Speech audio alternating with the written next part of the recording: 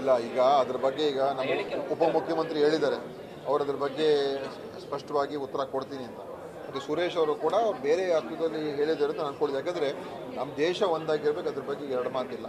ಯಾರೇನು ಅದ್ರ ಬಗ್ಗೆ ನಾವು ಈ ದೇಶ ಎರಡಾಗಬೇಕು ಮೂರಾಗಬೇಕು ಅಂತ ಯಾರು ಹೇಳೋದಕ್ಕೆ ಸಾಧ್ಯವೂ ಇಲ್ಲ, ಅದು ಆಗಲೂಬಾರ್ದು. ಆದರೆ ಅವ್ರು ಯಾವ ರೀತಿಯಾಗಿ ಹೇಳಿರ್ಬೋದು ಅಂತ ಹೇಳಿದ್ರೆ, ನನ್ನ ಅನಿಸಿಕೆ ನಮ್ಮ ದಕ್ಷಿಣ ಭಾರತ ರಾಜ್ಯಗಳಿಗೆ ಮೋದಿ ಸರ್ಕಾರ ಬಂದ ಮೇಲೆ ನಮಗೆ ಭಾಳಷ್ಟು ತೊಂದರೆಗಳಾಗ್ತಾ ಇದೆ. ಹಣಕಾಸಿನ ನಮಗೆ ಬೇಕಾಗಿರುವಂಥದ್ದು ಕೂಡ ಸರಿಯಾದ ರೀತಿಯಲ್ಲಿ ಸಿಗ್ತಾ ಇಲ್ಲ. ಕರ್ನಾಟಕಕ್ಕೆ ಇವತ್ತು ಹೆಚ್ಚು ತೊಂದರೆ ಆಗ್ತಾ ಇದೆ.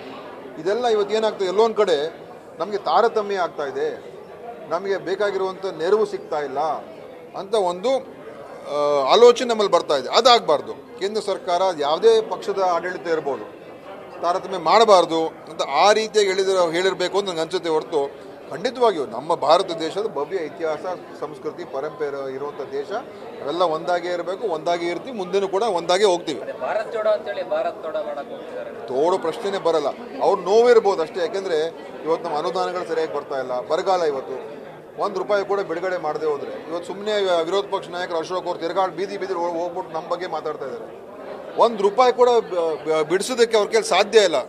ಅತ್ಯಂತ ಒಂದು ಅಸಹಾಯಕ ಇರುವಂಥ ಬಿಜೆಪಿಯ ಒಂದು ರಾಜ್ಯದ ನಾಯಕರುಗಳು, ಬಿಜೆಪಿ MP ಗಳು ಏನಕ್ಕೂ ಪ್ರಯೋಜನ ಇಲ್ಲ. ಅವರು ಸುಮ್ಮನೆ ನಮ್ಮನ್ನು ಟೀಕೆ ಮಾಡೋದು ಬಿಟ್ಬಿಟ್ರು ಗೊತ್ತಿದೆ ಹೊರತು ಬೇರೆ ಏನೂ ಕೂಡ ಅವ್ರು ಉಪಯೋಗಕ್ಕೆ ಬರ್ತಾ ಇಲ್ಲ ರಾಜ್ಯಕ್ಕೆ.